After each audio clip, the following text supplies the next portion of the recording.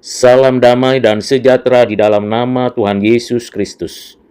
Firman Tuhan hari ini untuk kita baca, kita dengarkan dan kita renungkan bersama. Dari Mazmur 134, ayat 1 sampai dengan ayat yang ketiga. Nyanyian ziarah. Mari, pujilah Tuhan, hai semua hamba Tuhan, yang datang melayani di rumah Tuhan pada waktu malam. Angkatlah tanganmu ke tempat kudus, dan pujilah Dia. Kiranya Tuhan yang menjadikan langit dan bumi memberkati engkau dari Sion. Berbahagialah kita yang menyimpan firman Tuhan ini, melakukannya dalam kehidupan setiap hari. Saudara yang kekasih di dalam Kristus, Mazmur 134 adalah penutup dari rangkaian nyanyian ziarah dan merupakan salah satu mazmur tersingkat, namun paling syarat makna teologisnya. Mazmur ini menggambarkan dialog liturgis antar umat yang memanggil para pelayan Tuhan untuk memujinya di bait suci. Dan kemudian pelayan Tuhan memberkati umat Allah atas nama Yahweh. Mazmur ini sebagai pertukaran ilahi, pujian dari bawah naik kepada Tuhan, sedangkan berkat dari atas turun kepada umat Allah. Disinilah ibadah bukan sekedar aktivitas ritual, tetapi relasi dua arah yang meneguhkan identitas perjanjian. Mari saya mengajak saudara sekalian untuk menelusuri, merenungkan, mencermati ayat demi ayat dari Mazmur ini. Ayat pertama dituliskan, lihatlah, pujilah Tuhan, hai semua hamba Tuhan. Menekankan panggilan kolektif untuk umat Tuhan memujinya. Kata lihatlah atau dalam bahasa Ibraninya hine, menegaskan dan mengajarkan urgensi dan keindahan tindakan ibadah. Umat Allah dipanggil untuk memperhatikan momen yang kudus ini. Secara teologis, ini memperlihatkan bahwa ibadah adalah respon sadar terhadap kehadiran Allah. Pelayan Tuhan menerima panggilan Tuhan sebagai model bagi umat Allah.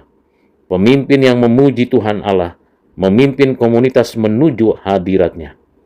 Saudara yang kekasih di dalam Kristus, kata para hamba Tuhan yang menegaskan di sana disebutkan merujuk pada para imam dan orang Lewi yang melayani di bait suci. Mereka memiliki panggilan khusus untuk menjaga ritus ibadah dan memastikan bahwa penyembahan rakyat Israel selaras dengan kehendak Allah. Teologi peran imam menegaskan dan mengajarkan bahwa ibadah membutuhkan keteraturan, kekudusan, dan representasi umat Allah di hadapannya. Mazmur ini mengajak para pelayan Tuhan untuk hidup dalam kesetiaan sehingga ibadah menjadi otentik dan berkenan kepada Allah. Frasa yang pada waktu malam berdiri di rumah Tuhan menunjukkan bahwa ibadah berlangsung terus-menerus. Pelayanan malam hari menggambarkan ketekunan umat dalam menjaga ibadah dan kehadiran Allah. Secara biblika, ritus malam mencerminkan kesadaran bahwa Allah berjaga atas umatnya setiap saat. Pelayanan di malam hari adalah lambang momen-momen tersembunyi ketika iman diuji. Ketekunan dalam kegelapan menunjukkan kesalehan sejati. Saudara yang kekasih dalam Kristus, kita lanjutkan pada bagian ayat kedua. Ayat ini memerintahkan angkatlah tanganmu ke tempat kudus dan pujilah Tuhan. Tindakan mengangkat tangan adalah simbol ketergantungan, penyerahan, dan permohonan. Secara teologis, ini menunjukkan bahwa ibadah bukan sekedar kata-kata, tetapi ekspresi tubuh dan hati. Tindakan ini adalah tanda kerendahan hati di hadapan Tuhan Allah. Ibadah sejati adalah ibadah yang menghampiri Tuhan Allah dengan hati yang penuh penyembahan. Tempat kudus dalam Mazmur ini mengacu pada ruang yang dipilih Allah sebagai tempat kehadirannya. Tentunya secara teologis ini menunjukkan keterikatan antara ruang ibadah dan realitas kehadiran Allah. Namun, dalam perspektif seluruh Alkitab, tempat kudus ini mencapai pemenuhannya dalam Kristus dan gereja sebagai bait Roh Kudus, saya dan saudara. Kekudusan ruang ibadah bukan pada bangunan itu sendiri, tetapi pada kehadiran Tuhan Allah yang menguduskan umat-Nya. Saudara yang kekasih dalam Kristus, pada bagian ayat yang ketiga, sebagai ayat yang merespon dari para imam, kiranya Tuhan menjadikan langit dan bumi memberkati engkau dari Sion. Berkat ini menegaskan bahwa sumber segala berkat adalah Allah, pencipta, pemelihara, penebus. Dengan menyebut langit dan bumi, Mazmur ini menegaskan bahwa kuasa Allah Tritunggal tidak terbatas. Berkat-Nya bersifat universal dan cukup untuk segala kebutuhan. Berkat turun bukan karena umat memuji Allah, tetapi karena Tuhan Allah berkenan menyatakan anugerah-Nya. Berkat dari Sion menunjukkan bahwa Allah memilih bekerja melalui pusat penyembahan yang telah ditentukannya.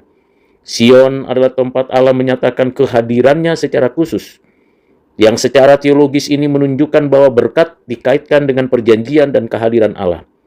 Sion mencerminkan pusat anugerah khusus dan otoritas Allah, tempat dari mana berkat mengalir bagi seluruh umat-Nya.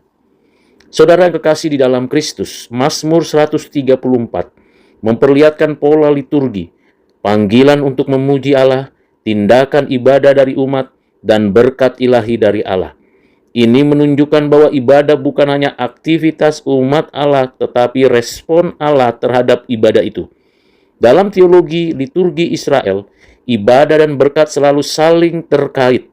Ketika umat mengangkat hati mereka kepada Tuhan, Tuhan mengangkat tangan-Nya untuk memberkati mereka. Mazmur ini, saudara, menunjukkan kesetaraan rohani antara pemimpin dan umat. Para imam memanggil umat Allah untuk memujinya, tetapi juga memberkati mereka dalam nama-Nya. Ini memperlihatkan bahwa ibadah adalah relasi komunitas, bukan peran satu arah. Mazmur ini mengajarkan bahwa pemimpin rohani adalah pelayan berkat, bukan pemilik dan bukan sumber dari berkat.